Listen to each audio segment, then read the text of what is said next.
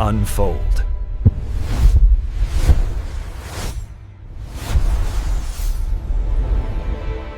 자, 오늘 우리가 함께 파고들 이야기는요, 지금으로부터 한 50여 년 전으로 거슬러 올라가는데요.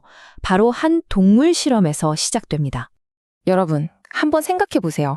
만약 모든 게 완벽하게 갖춰진 그야말로 유토피아 같은 세상이 오히려 완전한 소멸을 불러온다면 어떨 것 같으세요? 좀 섬뜩하게 들리죠? 근데 이게 바로 오늘 우리가 마주할 질문입니다. 지금으로부터 반세기 전에 쥐들을 대상으로 한 실험이 하나 있었거든요. 그런데 진짜 놀라운 건 이 실험 결과가 2025년을 앞둔 지금 대한민국의 현실이랑 소름 돋을 정도로 닮아 있다는 겁니다. 이게 대체 어떻게 된 일일까요? 자, 이야기의 시작은 유니버스 25라는 공간입니다. 동물 행동학자 존 B 칼훈이 만들었는데요. 이건 뭐 말 그대로 쥐들을 위한 천국, 지상 낙원이었죠. 한번 상상해 보세요. 먹이랑 물은 마르지 않는 샘처럼 계속 공급되고요. 천적도 없고 질병 걱정도 전혀 할 필요가 없어요. 그러니까 번성하기 위한 모든 조건이 완벽하게 갖춰진 그야말로 쥐들의 유토피아였던 거죠. 하지만 결과는요, 모두의 예상을 완전히 뒤엎어 버렸습니다. 번영이 아니라 아주 뚜렷한 4단계를 거치면서 서서히 그리고 결국에는 완전한 멸종으로 치달았거든요. 이 붕괴가 본격적으로 시작된 게 바로 정체기부터였습니다. 칼로는 이때 나타난 아주 기이한 사후 붕괴 현상을 설명하기 위해서 행동의 하수구라는 개념을 만들어냅니다. 이 행동의 하수구 현상이 구체적으로 어떻게 나타났는지 들여다보면요, 정말 기이합니다. 정상적인 사회에서는 상상조차 하기 힘든 행동들이 막 나타나기 시작했거든요. 칼훈은 이 현상을 지켜보면서 아주 중요한 통찰을 얻게 됩니다. 뭐냐면 쥐들이 육체적으로 죽기 훨씬 이전에 사회적인 의미나 역할, 그러니까 영혼이 먼저 죽어버렸다는 거죠. 그는 이걸 첫 번째 죽음, 즉 정신의 죽음이라고 불렀습니다. 자, 여기까지가 50년 전 쥐들의 이야기였습니다. 근데 이 이야기가 지금 우리한테 왜 중요할까요? 바로 지금부터입니다. 이 낡은 실험이 어떻게 우리 사회를 비추는 거울이 되는지 그 순간을 목격하시게 될 겁니다. 특히 그 아름다운 존재들 기억나세요?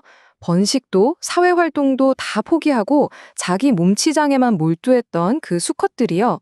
이들의 모습에서 오늘날 한국 사회의 구루민족이라는 현상과 정말 놀라울 정도의 평행 이론이 발견됩니다. 이 숫자, 이게 뭘 의미하는지 아십니까? 바로 2023년 대한민국의 합계 출산율입니다. 이건 그냥 낮은 수준이 아니라 국가 소멸을 걱정해야 할 정도의 수치입니다. 이게 얼마나 심각한 수치냐면요. 인류 역사상 전쟁이나 대역병 같은 거대 재앙 없이 평화로운 시기에 인구가 이렇게 빠르게 줄어든 사례를 찾아보기가 거의 힘듭니다. 심지어 흑사병이 유럽을 휩쓸던 중세시대보다도 인구 감소 속도가 더 빠르다는 분석까지 나올 정도니까요. 유사점은 여기서 그치지 않습니다. 무리에서 밀려나서 무기력하게 광장에 그냥 모여만 있던 그 탈락자 쥐들 있잖아요. 그 모습이 오늘날 54만 명에 달한다고 하는 은둔형 외톨이나 아예 경쟁을 포기하고 드러눕는 탕핑 문어와 자꾸 겹쳐 보이는 거죠. 심지어는 새끼를 돌보지 않고 수컷을 거부했던 그 암컷 쥐들의 행동조차도요. 결혼, 출산, 연애 그리고 성관계를 모두 거부하는 사비운동 같은 현대사회 현상과 연결해서 분석하는 시각도 있습니다. 물론 인간 사회가 쥐들의 우리보다 훨씬 더 복잡한 건 사실입니다. 그런데 그렇다면 왜 어쩌면 우리의 상황이 그 쥐들의 유토피아보다 더 나쁜 조건일 수도 있다는 이야기까지 나오는 걸까요? 결정적인 차이가 있습니다. 쥐들의 세계에는 없었지만 우리에게는 있는 것, 바로 스마트폰, 그리고 끝없는 경쟁을 부추기는 이 초자본주의 시스템입니다. 한번 생각해 보세요. 우리는 온라인에서 24시간 서로를 감시하고 평가하잖아요. SNS 알고리즘은 끊임없이 남과 나를 비교하게 만들고 누군가의 분노는 돈이 되는 세상이죠. 칼론이 말했던 그 과밀 상태의 스트레스, 즉 사회적 밀도가 디지털 기술과 만나서 그야말로 폭발적으로 증가해버린 겁니다. 네, 이야기가 너무 암울하게만 들릴 수도 있을 것 같습니다. 하지만 바로 여기서 쥐와 인간의 가장 결정적인 차이점이 등장합니다. 쥐들은 정해진 미로를 빠져나갈 수 없었지만 우리는 우리를 둘러싸니 사회적 미로를 우리 손으로 직접 다시 설계할 힘이 있다는 거죠. 그렇다면 그 미로를 어떻게 바꿀 수 있을까요? 이 문제를 고민하는 사람들은 크게 세 가지 방향의 해법을 이야기합니다. 공동체를 다시 설계하고, 알고리즘을 규제하고, 그리고 성공에 대한 우리의 생각 자체를 바꾸자는 거죠. 첫 번째는 공동체의 재설계입니다. 요즘 다들 극심한 고립감을 느끼잖아요.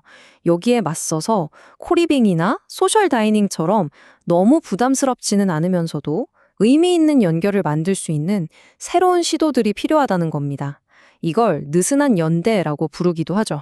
그리고 아마 가장 근본적인 해결책일 텐데요. 바로 성공의 의미 자체를 다시 생각해야 한다는 겁니다. 한 번 실패하면 모든 게 끝이라고 여겨지는 사회에서는 결국 모두가 지쳐 쓰러질 수밖에 없지 않겠어요? 실패해도 괜찮다, 다시 일어설 수 있다는 믿음을 주는 튼튼한 사회 안전망이 그 어느 때보다 중요해지는 이유입니다. 결국에 유니버스 25의 비극은요, 자원이 부족해서 일어난 게 아니었습니다. 모든 게 넘쳐나도록 풍족했지만 서로를 돌보고 함께 문제를 해결하려는 의지가 사라지는 순간 모든 게 무너져 내렸던 겁니다. 그래서 마지막 질문은 결국 우리 자신에게로 향합니다. 쥐들의 유토피아에는 없었던 바로 그 의지. 과연 우리에게는 있는 걸까요?